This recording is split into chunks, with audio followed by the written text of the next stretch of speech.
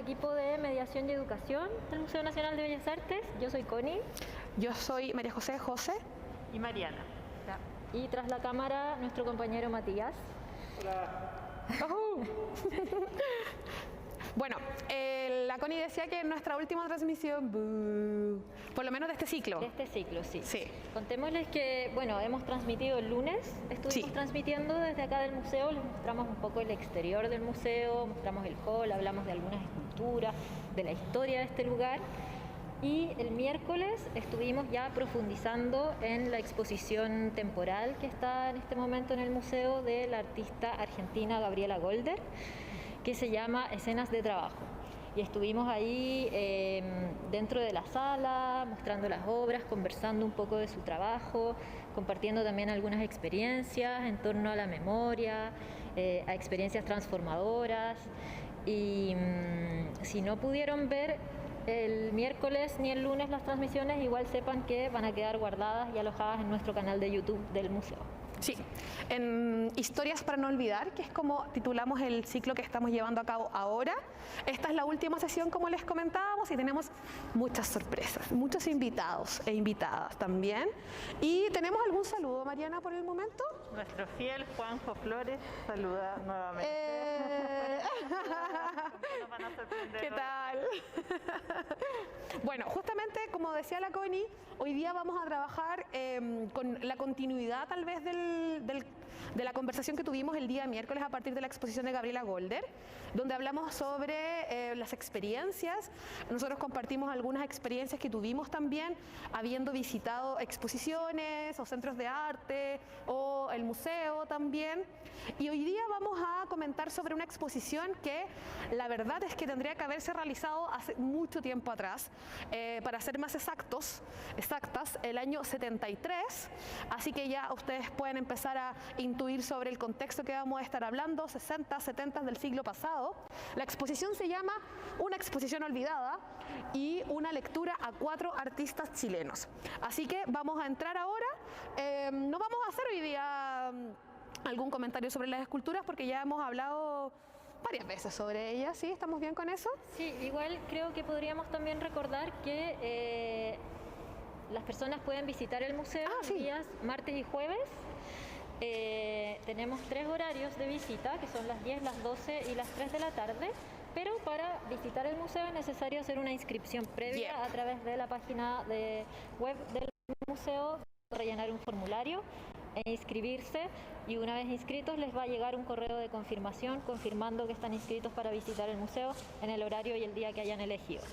Y una vez que vengan el día de la visita, hay una serie de protocolos porque como estamos en pandemia, es necesario verificar la identidad, la temperatura, el lavado de manos, el limpiarse los pies. No sé si vamos a mostrar nuestro video del protocolo hoy día. Deberíamos. Vamos a ver, pero mientras tanto también les quiero recordar que toda esta información que daba la Connie recién está sujeta a las medidas sanitarias que nos estén indicando desde el gobierno. Así que por lo menos ahora en la fase en la que estamos, solamente se admiten 10 personas por turno. En un minuto tuvimos un pico un poquito más alto también de público, pero la idea también es que puedan ir revisando en redes sociales y en la página del museo, pero sobre todo en redes sociales, la información nueva que se va teniendo sobre justamente los protocolos de seguridad en pandemia. Mari, vamos a mostrar el video ahora mismo. Me quedo callada. Para hacer ingreso al Museo Nacional de Bellas Artes, el protocolo es el siguiente. Se tomará tu temperatura corporal, se verificará tu nombre y RUT en la lista y reforzar la higiene de tus manos con alcohol gel.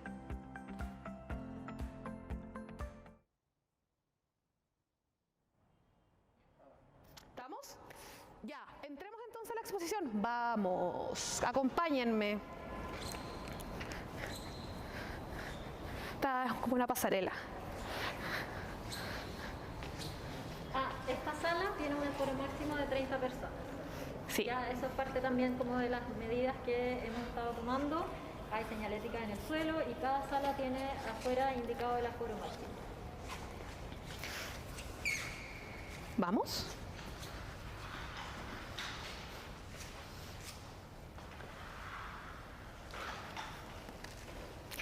Bueno, la exposición entonces olvidada y una lectura a 4 artistas chilenos consta de 2 etapas, por decirlo más como ordenadamente.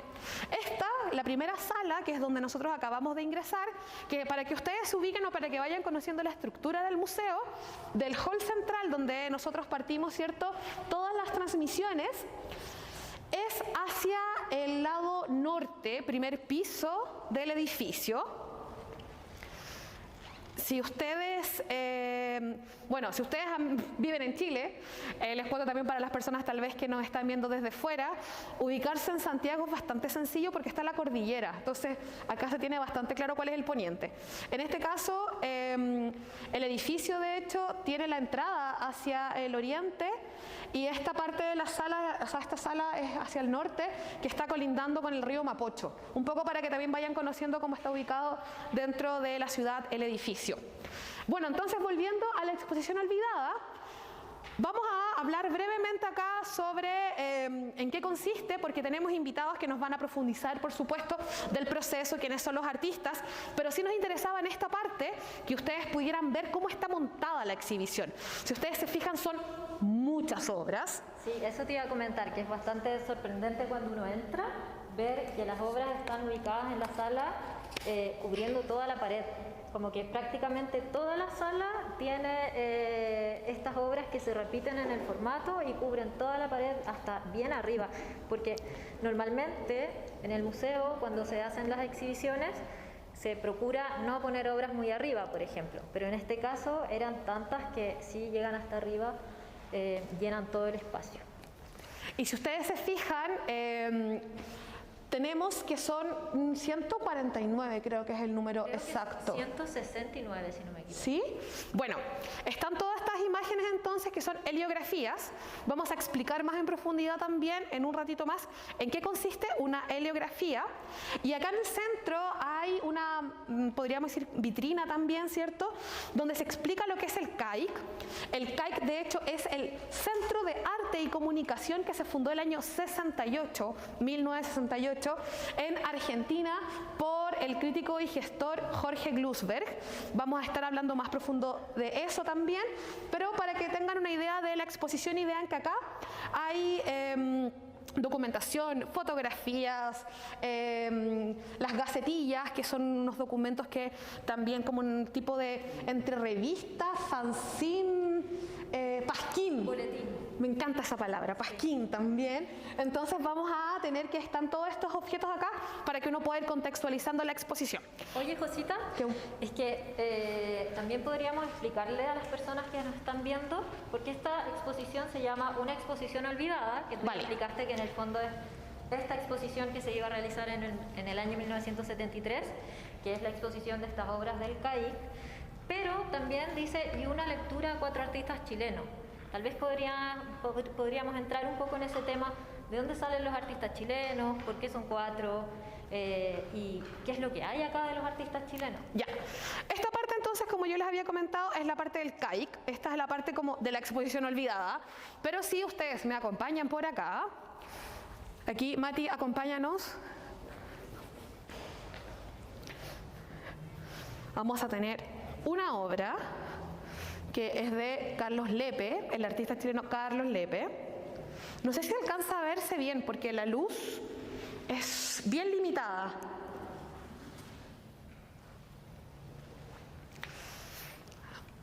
Por acá está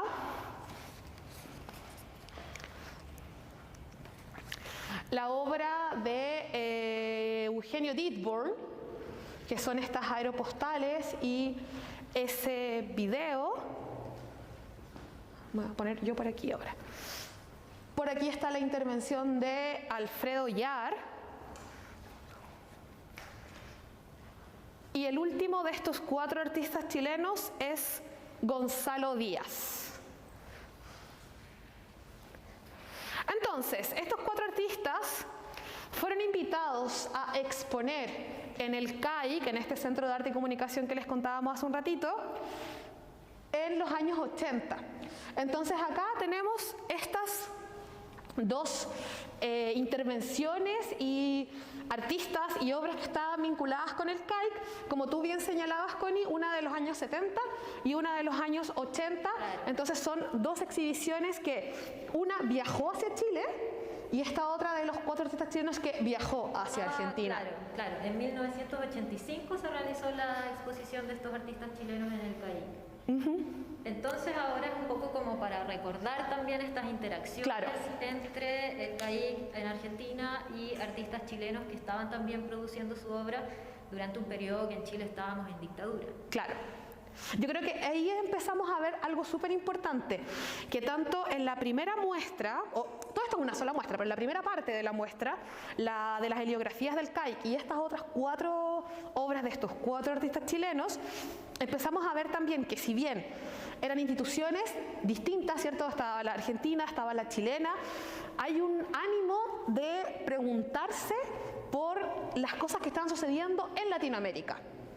Y que si bien pueden haber historias que son distintas según cada país, hay muchas cosas que sí tenemos similitud. Muchas cosas en común. Exactamente. De hecho, bueno, por ejemplo, la obra de Alfredo Yar tiene estas imágenes como de prensa de Brasil, porque era un momento en que fallece el presidente y estaban saliendo de las dictaduras, como que también hay todo un tema ahí con el tema de la dictadura que sí se repitió en muchos países latinoamericanos. Y también había un movimiento latinoamericanista súper importante, que es lo que vamos a profundizar también en la explicación o en la contextualización de cómo las obras del CAIC que vimos en la sala anterior llegan a Chile, llegan a la exposición, llegan a este museo.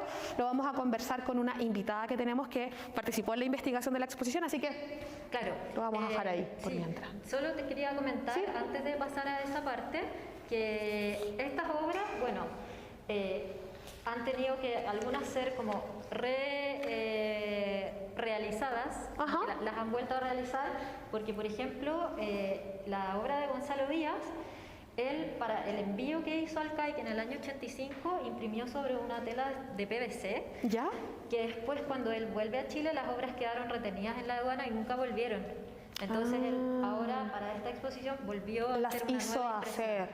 Las volvió a hacer, claro. Y bueno, y en la obra de Lepe también hay mucho registro fotográfico porque no se pudo recrear toda la obra, pero se recreó la columna que está al centro de la sala en escala 1:1, con una proyección pudieron hacer el dibujo que él había realizado en ese momento. Y el resto son imágenes de archivo. Entonces también es interesante esta relación como entre la obra misma y el archivo de la obra que existe desde el momento de la exposición misma en el año 85. Claro, como una reconstrucción no solamente material, sino que también del contexto y de lo que estaba sucediendo en ese minuto, y haber guardado también algunas de esas cosas que quedaron imaginémonos que todo está ocurriendo en contexto de dictadura también, entonces muchas de estas cosas eran vistas como algo reprochable por la dictadura. Claro. Oye, bueno, igual nosotros en esta sesión íbamos a centrarnos más en la parte... Sí, vamos para allá. Así que vamos a volver a esta parte porque tenemos, como decía la Josita al principio, tenemos invitados. Sí, nos mandaron un video desde Argentina, Connie. Un video desde Argentina también. Bueno, en la exposición del CAIC, acá donde están las heliografías, son muchos artistas los que están participando.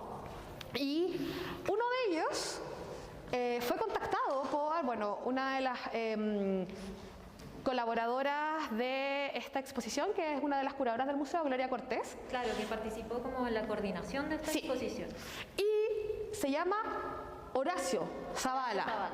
Y Horacio Zavala entonces nos dejó un video que les vamos a invitar a verlo ahora. Y nos va a contar más o menos sobre su experiencia en el CAIC, habiendo trabajado con estos artistas, y sobre también un poco cómo era esta técnica de la heliografía.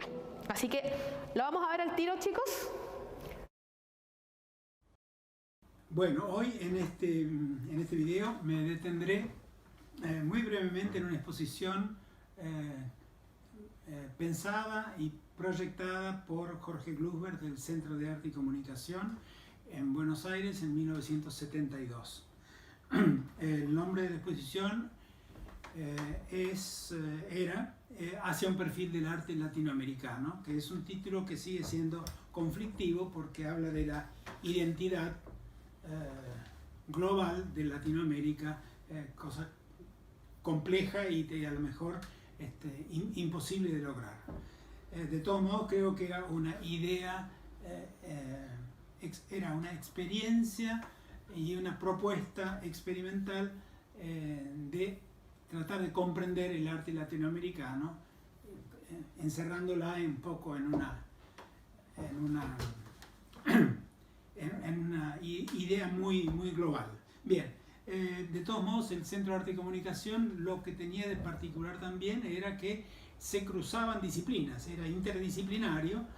Entonces, si el arte era primordial, y estas características del arte de investigación eran primordial, la arquitectura, la ingeniería, la sociología, la música experimental, por supuesto, el teatro, todas estas eran cruces en que se cruzaban y se demostraba la factibilidad de este cruce. Bien, y muchas otras disciplinas más, etcétera, etcétera, y los etcétera son muy importantes. Bien, la exposición que ustedes van a ver tenía una característica fundamental que fue creada así con este título, Hacia un perfil del arte latinoamericano, y lo más visible es que las dimensiones, cada artista, cada participante recibía instrucciones para hacer su obra y que se referían a las características, a las dimensiones, a las características era que tenía que ser hecho en papel de calco. Las dimensiones, que eran aproximadamente 60 por 80 centímetros, estaban normalizadas. Todas las obras, las 100 y pico de obras de esta exposición, tienen las mismas dimensiones, no tenían color, y esto habla de una producción económica, y es la heliografía se usa normalmente en arquitectura, en diseños de arquitectura, de ingeniería. Entonces, tiene una unidad visual esta exposición que es difícil, y a lo mejor justamente esta unidad hace que sea muy rápidamente, se puede experimentar con dos posibilidades. Primero, que existe el lenguaje que hay que leer, y existen los dibujos que hay que mirar. Entonces hay un cruce entre el lenguaje y el orden visual, y que puede llegar a ser, si no se presta atención, aburrido, y si se presta demasiada atención, muy estimulante. Esa es una confluencia también que provoca esta exposición. Bien, el Centro de Arte y Comunicación tenía un grupo del cual yo formé parte, que era el llamado Grupo de los 13, con 13 participantes, 13 artistas argentinos participantes que desde 1970 aproximadamente somos activos. Yo me retiré en 1970 y fui a residir y a vivir a Roma.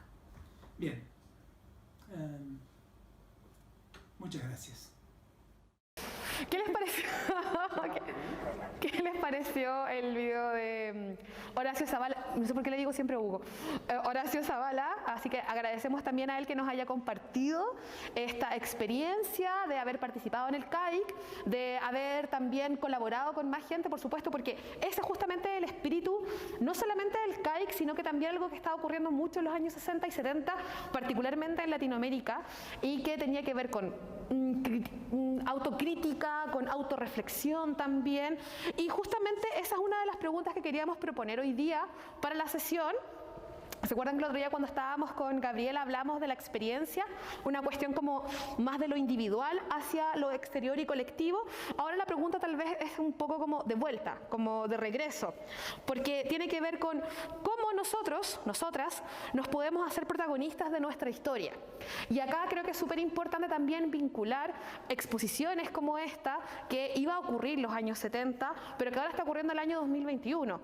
Queremos que nos explique más sobre la exposición la encargada de colecciones del Museo Nacional de Bellas Artes de Chile, para que se entienda dónde estamos de nuevo, ¿cierto? Y mi amiga personal, Eva Cancino. ¡Aplausos! Antes de presentarte, Eva, y que empecemos a conversar, quiero saber, ¿tenemos algún comentario, Mari? Mira, tenemos saludos. ¿Ya? ¿De dónde? Juanjo Flores y también de nuestra fiel auditora Sol Abarca. ¡No, Solcita! Repetir la pregunta para que quizás Sí, por supuesto. los que nos siguen pudieran contestar en nuestro chat y así podríamos comentar. Buenísimo, buenísimo. La pregunta es, ¿cómo nos hacemos protagonistas de nuestra historia? Y también la idea es que no solamente se reflexione desde el espacio del museo donde estamos nosotros o desde el arte, o incluso desde los años 60, 70, que es lo que venimos hablando, 80 también, pero sino también desde lo que está ocurriendo ahora. Nosotros hablábamos el otro día, principalmente en la primera sesión, ¿cierto?, de todo lo que ocurrió desde octubre del 2019, ¿cierto? Todo lo que ha también conllevado la pandemia, en fin, todos estos cambios sociales que han sido importantes y que no solamente son locales, sino que también de carácter planetario. Una cuestión como galáctica, así ya gigante. Entonces, esa es la idea. ¿Cómo nos hacemos protagonistas de nuestra historia? Pasemos a hablar con la Eva ahora. Vamos, amiga. Vamos. Ya. ¿Cómo estáis? Bien. Buenísimo, bien también. Oye, la Eva está aquí porque esta exposición entonces fue curada por otros dos investigadores que se llaman Mariana Marchesi. Marchesi. Sí. Obvio que le iba a decir mal. Y Sebastián Vidal, y la Eva también estuvo en la investigación. Cuéntanos, Eva, ¿qué hiciste ahí? Bueno, las obras en la sala de las que estamos pertenecen a la colección del Museo Nacional de Bellas Artes. Y viendo lo que pasó con Gabriela, yo creo que acá pasó algo similar quizás con Sebastián y Mariana, porque de alguna forma Mariana lleva un trabajo, ella es la directora artística del Museo de Bellas Artes de Argentina, que es un dato como importante de decir, y Mariana lleva muchos años investigando el CAIC, y en particular, bueno, este centro argentino, la figura de Glusberg y varias de las exposiciones que desarrollaron, porque esta es una de muchas exposiciones que desarrolló esta institución. Y bueno, Sebastián también estaba trabajando esto y yo también me encontraba un poco trabajando en algunas cosas similares, y ahí fue como en un congreso que hubo precisamente acá en el museo, ¿ya? Fue como, tenemos las heliografías, tenemos todo, y empezó el cruce de información. Buenísimo. Y también, que es una cosa que es bastante bueno decirlo, a pesar de que las heliografías estaban acá y mucha gente sabía que estas heliografías estaban en www.sur.cl, S-U-R-D-O-C. donde allí pueden consultar toda la colección del museo, y de paso estas obras las pudieron ver por primera vez en vivo. Ya, pero espera, no, que tengo demasiadas preguntas. ¿Qué tan importante es el CAIC? ¿Como que es relevante, así como conocido?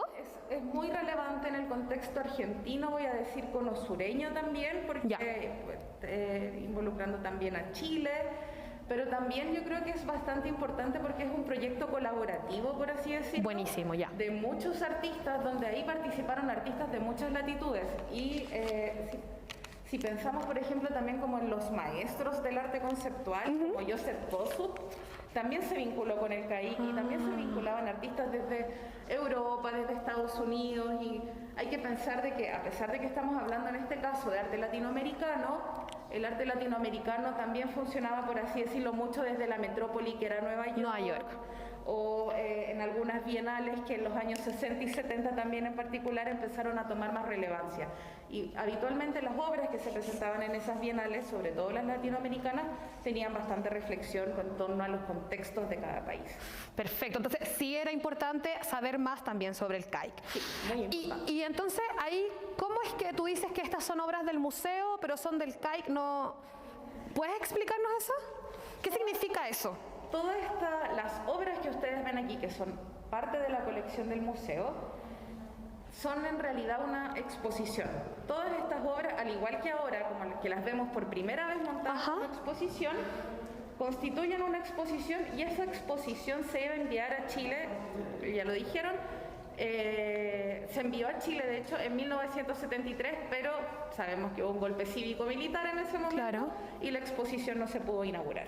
Entonces, CAIC y el Museo de Bellas Artes tenían buena onda, relaciones. Porque también no hay que olvidarnos de Jorge Glusberg, ahí quizás la cámara nos ayuda, esta biografía, que esto es, por así decirlo, el manifiesto de esta exposición y en parte del CAIC también. Oye, ¿puedo leer un poco? Sí, por favor. Ya. No existe un arte de los países latinoamericanos, pero sí una problemática propia, consecuente con su situación revolucionaria. Mi idea para esta exhibición ha surgido como respuesta a los sentimientos y deseos de independencia y liberación que sienten los artistas argentinos. He pedido a cada uno que se ajustara a las dimensiones normalizadas del IRAM, Instituto Argentino de Racionalización de Materiales, número 4504 y 4508. Y este sistema económico y fácilmente reproducible no es producto del azar, sino propio de nuestra imposibilidad de competir con medios tecnológicos y posibilidades económicas que aún no disponemos. Los conflictos generados por las injustas relaciones sociales que priman en los pueblos latinoamericanos no pueden dejar de aparecer en esta faceta de la vida cultural.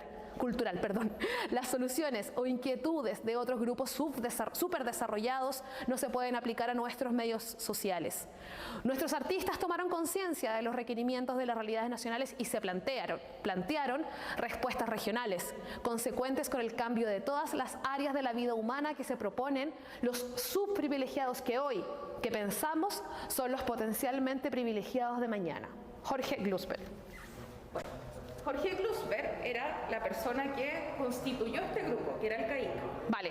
Él, por así decirlo, era la cabecilla y el CAIC se constituye principalmente desde el grupo de los 13, que también los vamos a encontrar acá entre las heliografías, y también invitó a un montón de otros artistas. Y Glusberg era así como bien empeñoso, motivado, súper motivado, no solo como con esta exposición, sino con todas las actividades que realizaba el CAIC, que era un lugar físico además, era un lugar físico y un lugar que llevaba exposiciones a bienales en Colombia, a Pamplona. Esta exposición pasó por allá también. ¿Esta misma? No la misma. Ya. No la misma, habían menos obras allí, igual que en Colombia. Y me gustaría decir algo también al respecto, que creo que no lo tocamos en nuestra preconversación. Este montaje que ustedes están viendo a través es replicado de la exposición de 1972. Las heliografías se montaron así en 1972.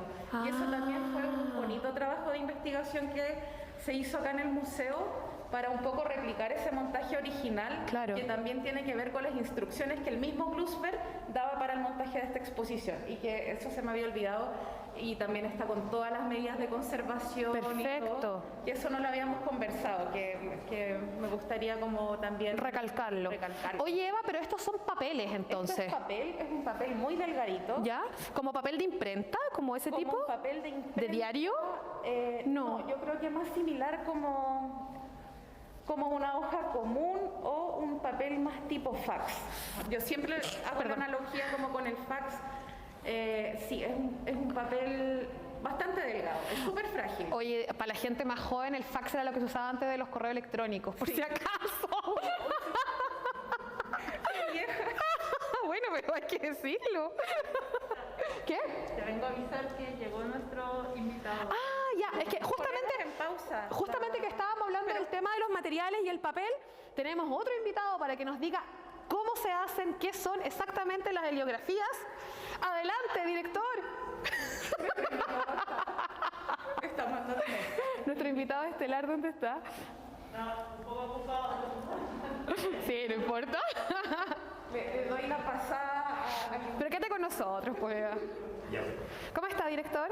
Bien, gracias. Qué bueno. ¿Y ustedes? Muy bien, también. Gozando de esto, ¿no? Sí, le agradecemos su colaboración. Encantado. Estábamos justamente hablando del soporte de estas obras. Justo le estaba preguntando a la Eva un poco como en qué consistía el papel, qué tipo de material era, así que si usted nos puede explicar lo que es una heliografía más así como exactamente. Bueno, que heliografía es un montón de cosas, porque es como una familia ¿Ya? de formas de reproducción. ¿Ya? La idea de helios viene del sol griego, helios. Entonces al final son formas de reproducción que dependen de la luz. ¡Qué hermoso! Es como si uno pone una mano del sol, hay una sombra, es como si uno atrapa la sombra y la deja ahí, ¿ya? Entonces esto comenzó así a comienzos del siglo XIX, cuando se descubre que algunos compuestos químicos sobre cierta superficie son capaces de retener esas formas que la luz produce. Fotosensible. Fotosensibles en el fondo.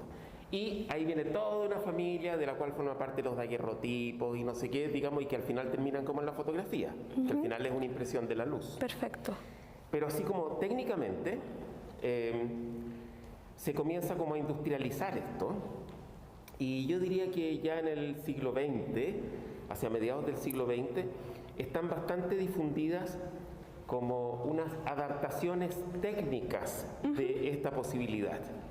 Porque piensen ustedes que cuando se construyó, por ejemplo, el museo, se hacen los planos, los arquitectos dibujaban con tinta china sobre papel, pintaban con acuarela, no sé qué, pero eso no era muy reproducible. Claro, era copia única. Exactamente. Y se necesita, durante la construcción, con otros especialistas, contar con copias de los expedientes de una obra. Por Entonces, supuesto. tanto para ingenieros como para arquitectos se empezaron a desarrollar técnicas de reproducción de planos, dibujos, materiales, que fueran sencillas, industriales. Hay una que es muy famosa, son muy bonitas, no sé si ustedes han visto una cosa que se llama blueprints, que son como color cian, son azules con líneas blancas. Y posteriormente se industrializó todavía más sencillo y se hicieron lo que en inglés llaman los white prints, o sea, como las impresiones blancas, que son esto que nosotros estamos viendo acá. Perfecto. Entonces, ¿qué pasa? ¿Cómo se hace esto? Las personas dibujan sobre un papel transparente. ¿Como un papel de seda? Como papel de seda, como papel mantequilla, como papel, los mejores son los que se llaman papel diamante, papel vegetal, ¿ya?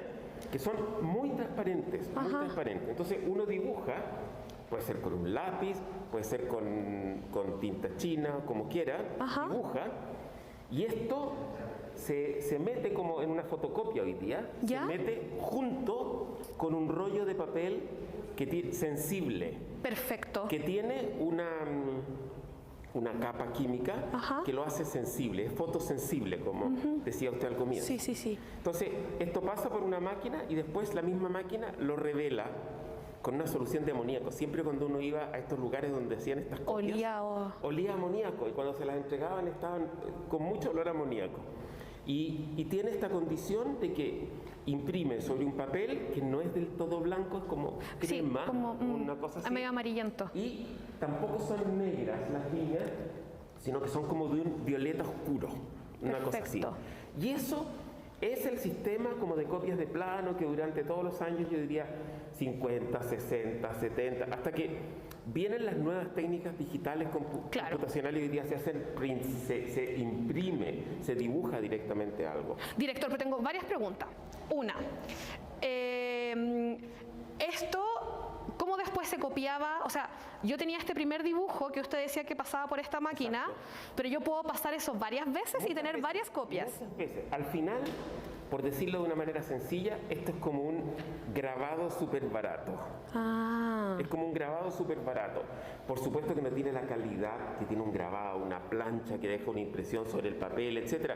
Esto es un contacto en la luz y yo puedo hacer cuantas copias quiera. 40 copias. 50. ¿Se va gastando? No necesariamente, no, en la medida que el papel, al revés de la plancha que tiene como una cosa Sí, por eso preguntaba. mecánica, Ajá. en este caso yo diría que no, porque bueno, al final se rompen los papeles, se rompen los bordes. Claro, se va gastando el De hecho, material. les ponían unos bordecitos para protegerlos, para poder sacar más copias. Ajá. Y lo revolucionario de esta exposición es que eso, que era una cosa como técnica, las copias de plano, de Claro. arquitecto, de ingeniero, se llevara a una cosa Artística, de hecho, eso le iba a preguntar, ¿en qué minuto pasamos de una cosa como tan técnica a, porque podríamos ver, por ejemplo, ahí nosotros acabamos de leer el manifiesto de Glusberg, Perfecto. que son letras. ¿Cómo sería eso entonces?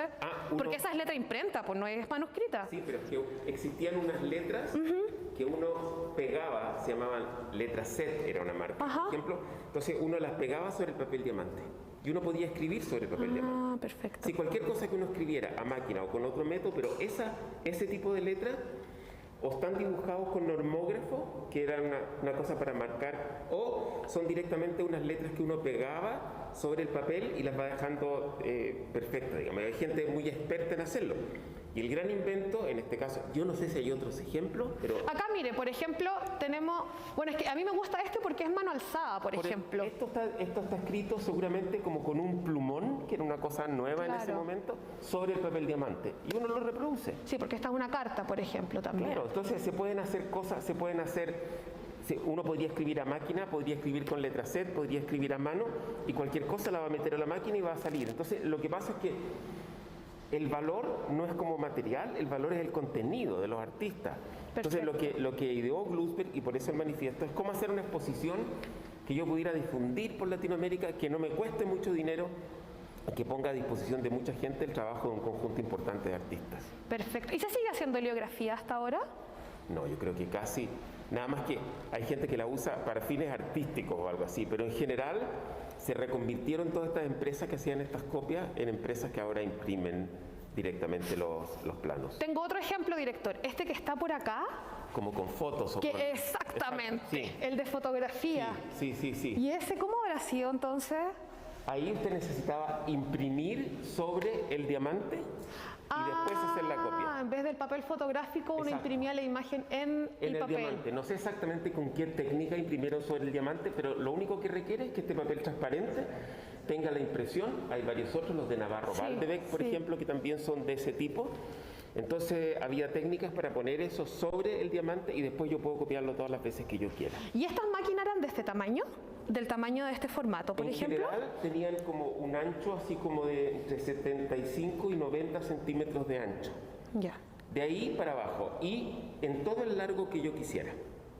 Ah, sí, porque eso pasaba Es un como rollo. un papel mural, claro, como un rollo. Sí. Entonces uno lo pasa y uno puede hacer, por ejemplo, me acuerdo haber visto manifiestos que tenían 4 metros de alto, escritos a mano, hechos en copias de plano, porque justamente el largo no importa. El rollo, bueno, el rollo tiene un límite también. Sí, por supuesto, pero... son muchos metros. Perfecto, perfecto. Así que esa es un poco la historia de cómo una técnica vieja primero se industrializa con fines como técnicos y aquí se idea una manera de convertirlo en un problema artístico.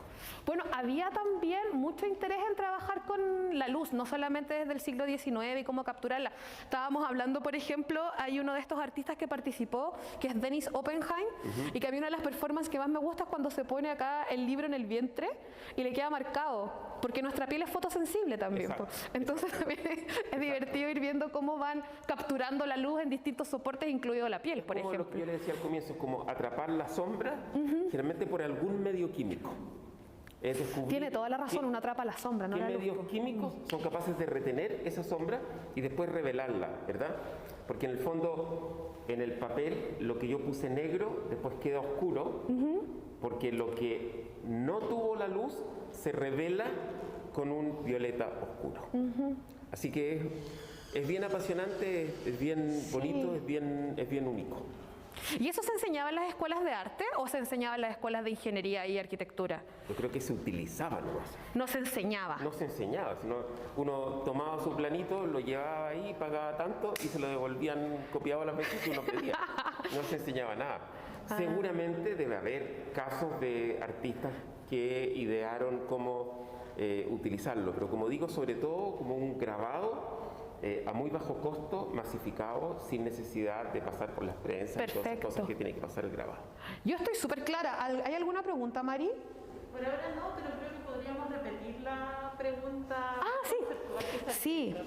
Director, es que nosotros estamos trabajando no solamente la muestra en tanto la investigación y la curatoría que está presentándose en este minuto, sino que ya como llevamos 2 sesiones previas, la pregunta de esta sesión tiene que ver con cómo nosotros nos podemos hacer protagonistas de nuestra historia, un poco cómo también formamos colectivo y también tomando el tema latinoamericanista, panamericano que propone esta exposición, las recientes crisis sociales no solamente en Chile, sino que en muchos lugares de Latinoamérica. Entonces queríamos vincular esos temas y bueno, que la gente también nos vaya comentando, pero nos gustaría tal vez saber, ¿usted qué opina sobre eso? Bueno, desde luego lo que es esto es una gran colectiva, por así decirlo, una colectiva muy grande, con pocas obras por artista y con muchos artistas involucrados.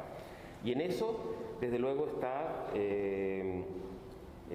por detrás hay un tejido, por así decirlo. O sea, está de hecho CAIC, CAIC, que fue un centro, yo diría, importante como de vanguardia, formado por Jorge Glusberg, que acogió artistas o artistas arquitectos también como Clorindo Testa, muy importantes en el periodo, y armó estos colectivos. Perfecto. Y que estuvo también conectado al Círculo Internacional de Críticos de Arte. ¿Por qué digo todo esto?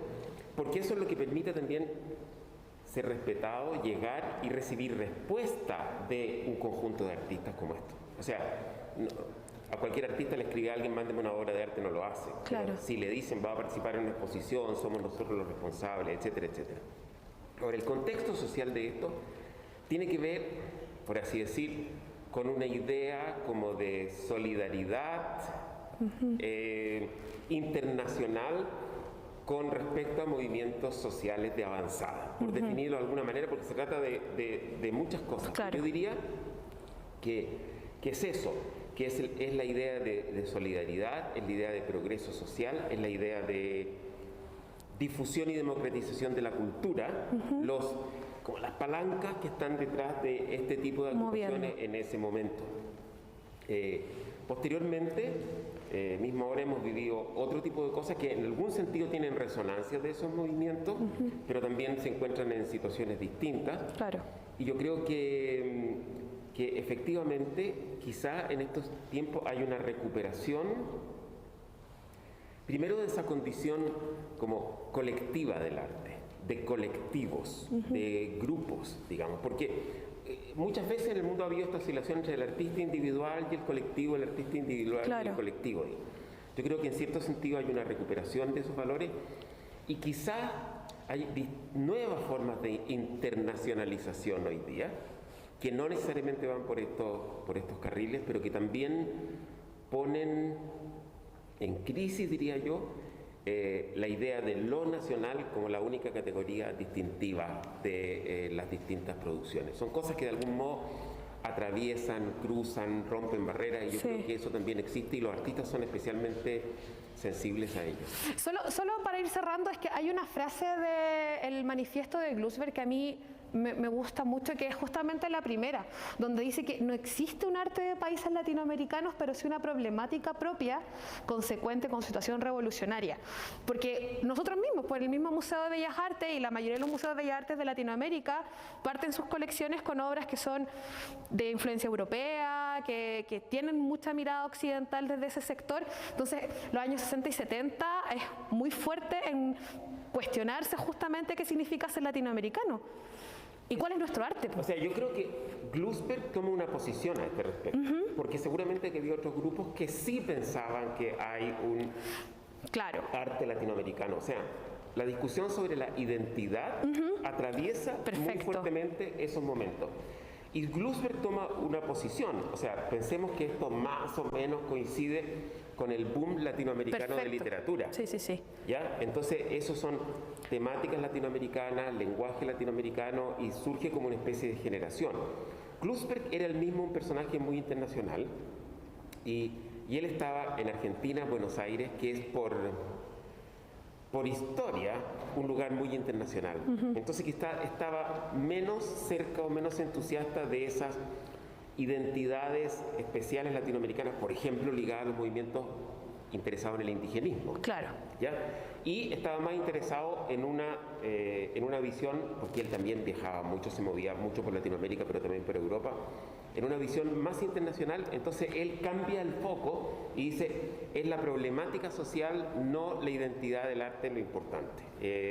Y de allí es que dice, esta exposición sería adecuada para justamente esa situación en que nosotros estamos buscando diseminar el arte, distribuir, difundir, democratizar, hacer ediciones en grandes cantidades. Claro. Bueno, ¿cómo podemos hacer eso? En el terreno de las artes visuales, que es más difícil. Y ahí viene esta idea. Es un testimonio de época muy interesante. Sí, de todas maneras. A mí creo que ese mismo democratizar se me viene el tiro a la cabeza, que justamente coincide con los años de su dirección, con Nemesio Antunes, y justamente esta difusión de los grabados también en esta aspiración democrática. Bueno, es que ya el grabado y la imprenta representó, por así decir, una cosa de masificación enorme. O sea, piensen que antes había monjes copiando las Biblias. Sí, lo que hablábamos al principio, claro. En los monasterios. Y ahora esto se salía en números enormes y se difundía a todo el mundo. Claro. ¿Ya? Tener una Biblia en algún momento dado era un súper lujo, y de repente a partir del siglo XVI y XVII se convierte en una cosa difundida. Exacto. Por ejemplo, en los países protestantes. Sí, Gutenberg. Claro, acordémonos de Gutenberg. A partir de todo lo que ocurre a partir de Gutenberg. Claro. Entonces yo creo que en ese sentido el grabado fue una forma también de democratización y distribución del arte. Antunes era un grabador él mismo, tenía esa noción, pero él además tenía una noción, tenía una intuición y un talento muy mediático. Es decir, la capacidad de utilizar distintos medios también para hacer llegar el arte. No solo el arte como la obra, sino también su difusión. Por eso que se metió con televisión, por eso que a veces salía con un megáfono al parque, por eso que tenía una capacidad de distribuir. Él mismo era un actor bien notable. Eso también le ayudaba un buen poco. Bien carismático. Así es. Muy bien. Director, muchas gracias por su tiempo, por habernos explicado la técnica. Que todo el mundo goce esto que tenemos acá, que es una exposición bien excepcional de un tesoro de la colección del museo. Muchas gracias, director. Gracias. Lo liberamos. Gracias. Chao. Muy bien. Ahora volvemos con Eva. Ya, amiga. Justamente una gran pausa. Perdóname. Pero no, estuvo bastante clarificador. Yo creo que nunca habíamos tenido una explicación, al menos en público, del sistema heliográfico. Sí, es que clarificador. Es que de partida empezar con lo de helio era como obvio, sí. Así que a nuestra amiga Solcita la vamos a decir Helio ahora. Elia. Oye, ya, entonces retomemos la técnica, porque en eso habíamos quedado cuando justamente hizo la intervención el director. Habíamos hablado entonces que esta exposición nace también de este acercamiento del Bellas Artes con el CAIC como instituciones, y habíamos empezado a hablar del carteo. A mí esta parte me gusta. Bueno, entonces, que también un poco retomando las palabras que dijo el director, Fernando, en torno a la figura de Antunes y en torno a la figura de Klusberg, les quedé contando de que Klusberg era bien entusiasta y él trató de, a través de estos panfletos que ustedes hablaban, o las gacetillas, que veámosla. Veamos la vitrina, las gacetillas. Acá hay harta. Ahí hay hartas, pero me indicaron que era mejor esta vista. A mí me había indicado que era para el otro lado la mejor vista, pero bueno. Por eso mismo me voy a correr yo para acá. Por ejemplo, esa es una de las gacetillas. Este material que vemos acá en las vitrinas tiene que ver en parte de la investigación que realizó Mariana y Sebastián. Aquí algunas instituciones argentinas principalmente nos facilitaron hartas gacetillas. Entonces esta quizás es una de las más clásicas, y esta era la forma que tenía Klusberg de difundir no solo al Museo de Bellas Artes, sino no sabemos a qué cantidad de instituciones. Espérame, esto que es como una cajita, como, o sea, es dibujada en 2D, 3D, como porque es como un paralelepípedo recto. Sí, pero si tú te fijas, todas tienen corte.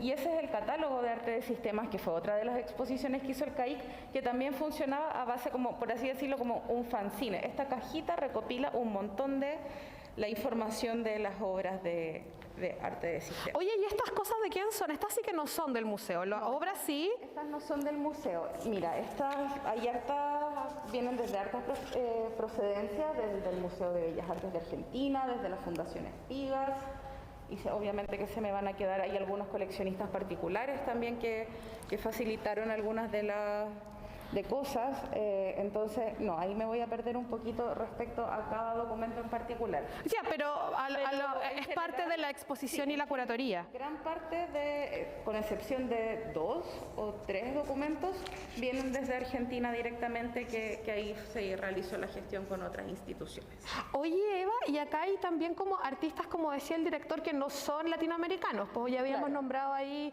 a Oppenheim, pero también Joseph Beuys. Sí. Como... Me confundí en todo el momento, sí, me confundí con Beuys. Kossuth. Yo también dije, ¿habrá sido Kossuth también? Sí, hay que hacer una fe de rata. Sí, fe de rata fue Joseph Beuys, no Kossuth. Perdón, les pido disculpas. Yo me quedé pensando si Kossuth se llamaba Joseph también. Pero bueno, da igual. Bueno, entonces, como tú nos contabas, Glusberg se cartea con Nemesio Antúnez cuando Antúnez era director. ¿Y qué le ofrece? Pues, ¿qué le dice? Glusberg le ofrece todo, incluso le informa la programación del CAIC, incluso la programación en Argentina. ¿Le manda como estas gacetillas también? Sí, esa era la forma de comunicación. Y yo sé que no es la mejor toma, pero aquí, después si podemos pasar a acá tenemos parte del ofrecimiento de la exposición. ¡Ay, está firmado! Sí, está firmada por Glusberg, y también me gustaría comentarles de que aquí el mismo Glusberg explica el formato de la heliografía. Todas las heliografías miden 59 centímetros, 4 de alto y 84,1 de ancho. Y el espacio para el nombre, que si ustedes se habrán fijado en las heliografías, que está súper normalizado también, tiene un tamaño específico. Y ahí aparece el nombre de la obra, la fecha y el artista que la realizó, él o la artista que la realizó. También hay poquitas mujeres, hay que mencionarlo, a pesar de que hay mujeres en esta exposición, pero muy poquitas obras de mujeres. Tenemos a Elda Cerrato. Sí, justo acá hay una de Elda Cerrato. Ellas. Sí, justo están aquí.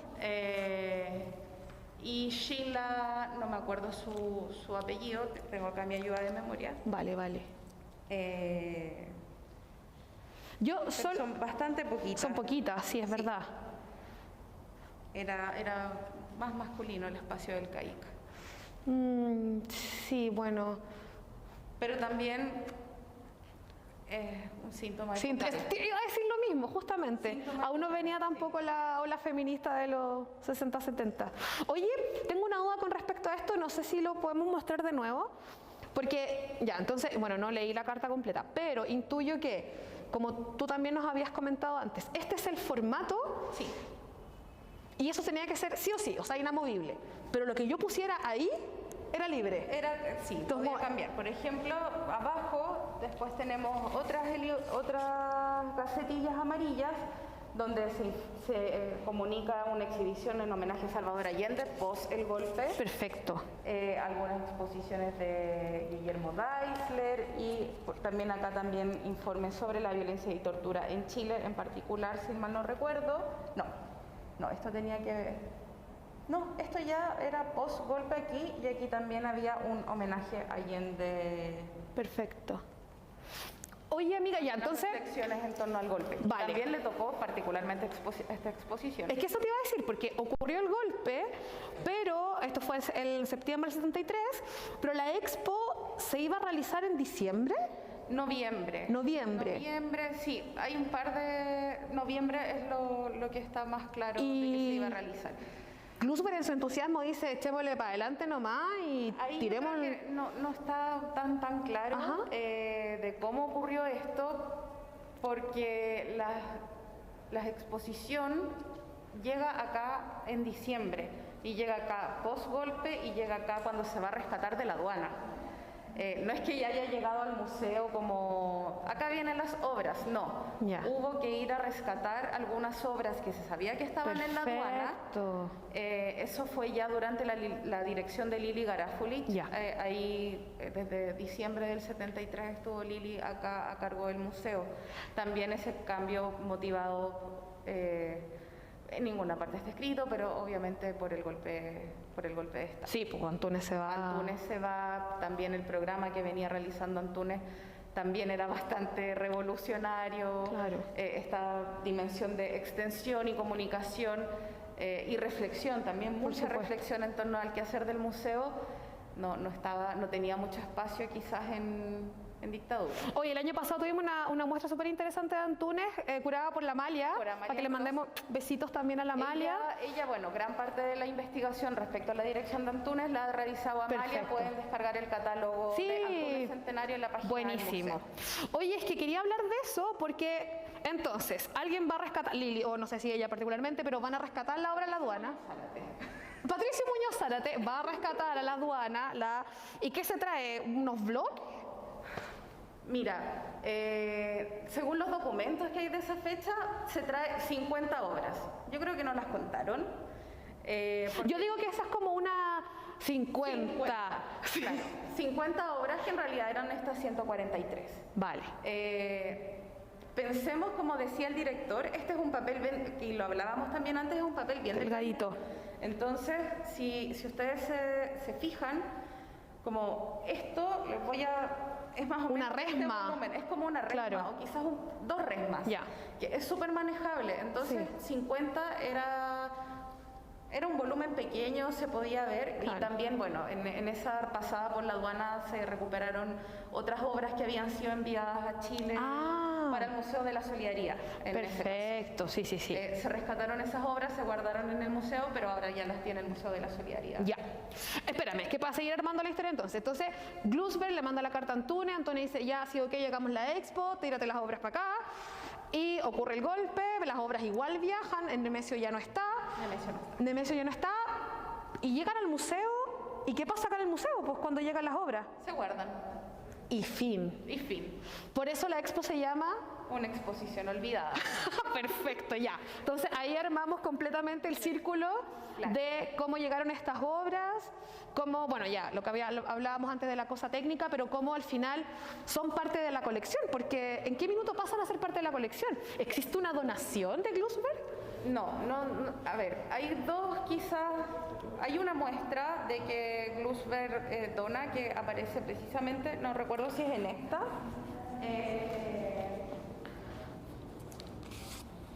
no es en esta, pero en una gacetilla Glusberg indica como que la exposición iba a quedar acá en el museo.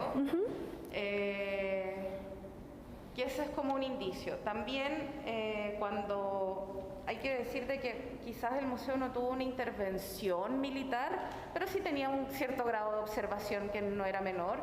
Entonces también se hizo en este periodo, que es quizás de los episodios negros que ha vivido el museo, como que se hizo un arqueo de la colección. Se revisaron los inventarios y lo que existía efectivamente. Y en algún momento, algunas cosas que no estaban ingresadas a la colección, se ingresan. Eso fue en mayo. Eso fue en mayo del 74. Perfecto. Que ingresan varias obras a la colección, entre medio las que les comentaba del Museo de la Solidaridad. Entran estas 50 heliografías que llegan al museo también.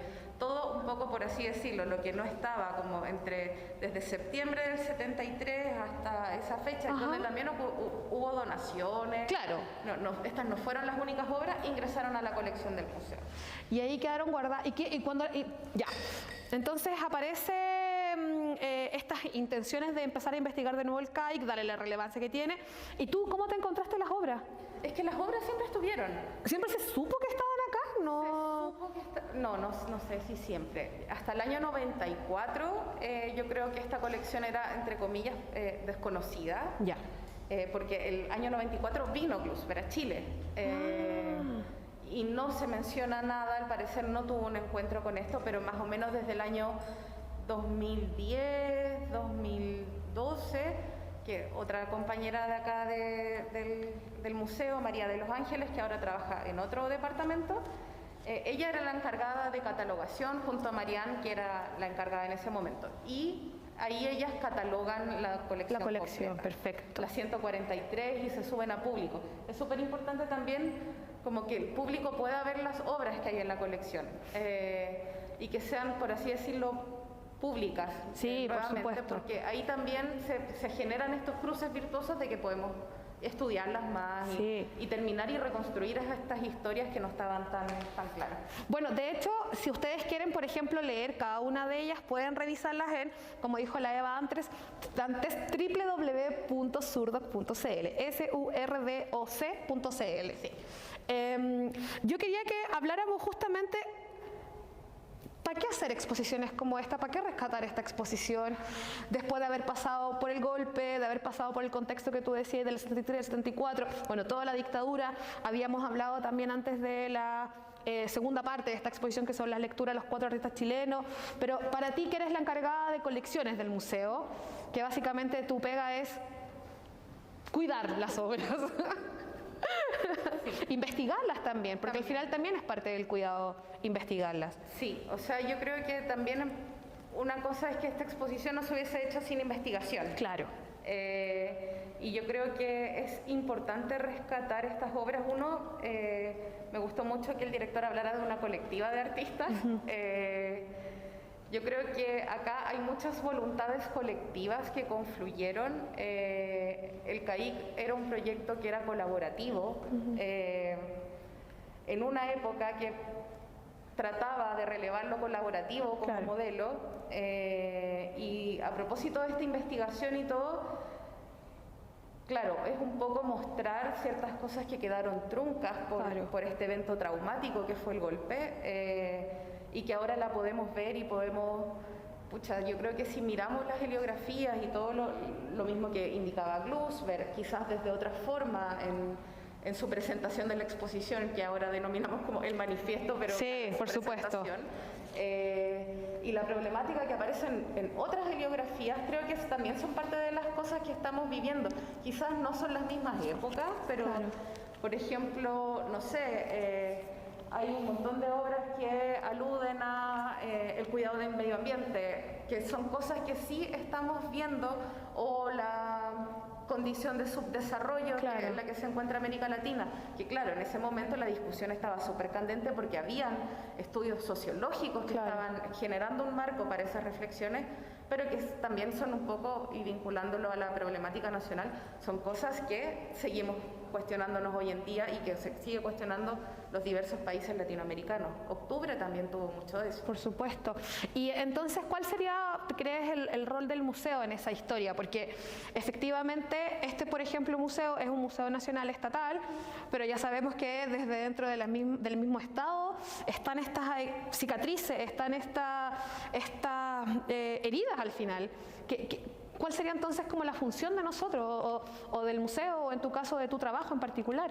A ver, yo creo que van en diversas, bueno, también tengo que incluir a Sebastián y Mariana. Ellos llevaban mucho tiempo trabajando en esta exposición, precisamente como tratando de rememorar esta exposición en particular, y creo que es súper pertinente y contingente. Yo creo que las heridas institucionales, por así decirlo, que podíamos decir como el museo estuvo observado, no sé si intervenido, no me gusta usar esa palabra, pero observado, son cosas que tenemos que sacar a la luz, que tenemos que reflexionar también las personas, el momento histórico.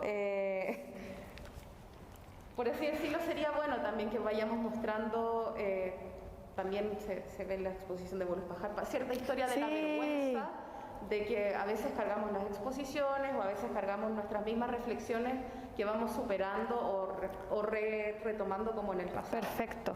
Bueno, y en el presente. Entiendo perfectamente. La idea también de estos ejercicios que estamos haciendo nosotros y justamente de los envíos para que se pueda ver no solamente la exhibición, partimos de una cuestión súper como el espacio, mostrando que además es bien horror vacui la exposición, porque es como ¡pa! Pero Todo. además que son 143 Sí, obras. pues, sí, es harto. Pero quiero retomar y para ir terminando justamente la pregunta que nos motivaba hoy día, que era ¿cómo nos hacemos protagonistas de nuestra historia? Y ahí también solamente nos queda como agradecerte a ti, el director, porque creo que sí han dado bastantes luces de justamente lo que indica que podríamos hacer no solamente en la productivo, ¿cierto? Hacer obras, por ejemplo, pero también reflexionarlas. Cuando sabemos más también de estas historias, también, por supuesto, podemos seguir trabajando en sanarlas, pues, sanar las heridas. Sí, y yo creo que, bueno, no solo como, quizás esto ya es mi reflexión mía personal, también ver un poco cómo las problemáticas del pasado se siguen repitiendo y relacionando en el presente. Sí. Creo que esta muestra y como nos entrega un poquito ese camino. Sí, de todas maneras, nos ayuda también. Tanto en las obras como en la misma historia de la muestra y de cómo se realizó la muestra. Amiga, muchas gracias por todo. No, te pasaste. Muchas gracias. Vamos a dar aplausos. Deberíamos tener un botoncito de aplauso. Voy a pasar por el... Sí. Nos despedimos afuera, chiques. Vamos para el hall nuevamente porque tenemos que dar fin a este ciclo tan hermoso que hemos tenido que se llama Historias para no olvidar. Estuvimos entonces hablando cómo el museo nos va a ayudar a no olvidar, justamente a recordar estas historias, pero también a que nosotros podamos ser súper activos a la hora de exigir cuáles van a ser también esas historias que se van a ir contando, que se van a ir difundiendo y que se van a ir transmitiendo de generación en generación. Así que muchas gracias por habernos acompañado en este ciclo, mis compañeritas. Oye, José, tenemos que informar de los talleres para que se inscriban. Muchas gracias. Infórmenlo ustedes porque a mí se me olvidan los detalles. Por favor. Ya, vamos a estar realizando talleres para las personas que han participado antes con nosotros. Nosotros siempre hacemos talleres en vacaciones de verano y vacaciones de invierno. Y bueno, por motivos de la pandemia obviamente todo ha cambiado, pero vamos a hacer una versión de nuestro taller por vía Zoom. Ya vamos a iniciarnos en esta era tecnológica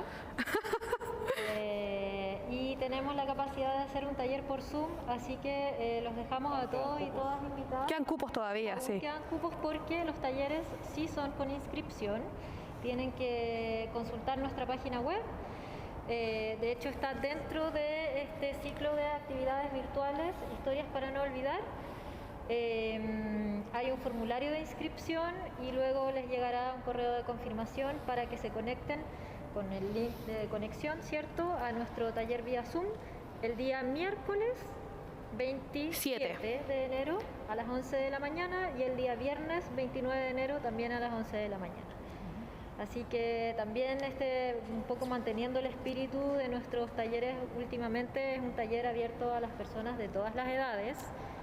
Pueden participar, eso sí, como es vía Zoom, si es que son menores de 14, lo ideal sería que estén acompañados con algún adulto y que puedan participar las 2 personas o 3 personas. En el fondo es como un espíritu bastante integrador. Sí, yo quiero dar las gracias a quienes nos han visto, a quienes han interactuado. Vamos a ir terminando ya el ciclo, así que también le quiero dar las gracias a mis compañeros, al equipo, a Lailina, a Estefan, que están aquí con nosotros, y dejarles invitados para que puedan seguir las redes sociales del museo y vean cuando haremos un próximo ciclo. Tirémonos tal vez con algún tipo marzo. Lo más seguro, tal vez lo sorprendemos en febrero, pero así como... No sabemos. Sí, pero bueno, y esta va a ser un poco nuestra dinámica el año 2021. Tenemos esta capacidad técnica de salir al aire, así que ya ojalá que se empiece a transformar como en una costumbre y que nos podamos encontrar a través de esta vía y que puedan interactuar, que nos hagan preguntas, que nos hagan comentarios.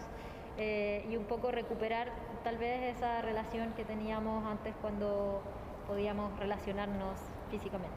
Sí. Y que de todas maneras pueden venir al museo también. Ah, también, pues sí. Al museo hasta que no haya cuarentena, que es probable, pero por lo menos en estas semanas que quedan, pueden inscribirse, venir al museo y ver todo esto que les he mostrado en las 3 sesiones de transmisión para poder visitar físicamente, que evidentemente es distinto a verlo solamente de manera virtual, quienes puedan obviamente en términos físicos. Y otra cosa importante es que si les interesa el taller tiene que ver con estas exposiciones y con las metodologías de trabajo de estas exposiciones, así que de todas formas estas 3 transmisiones que quedan alojadas en el YouTube del museo pueden servirles de insumo para que cuando hagamos la sesión del miércoles 27 y viernes 29, si les interesa inscribirse, lo hagan y consideren estos videos como material de apoyo para luego trabajar junto a nosotros las actividades del taller mismo. Eso. Súper. ¿Queda alguna otra cosa que tengamos que agradecer, decir, invitar? Besitos. Sí, besitos para todos. Sí, les queremos. Sintonizarnos. Chao, gracias a todos.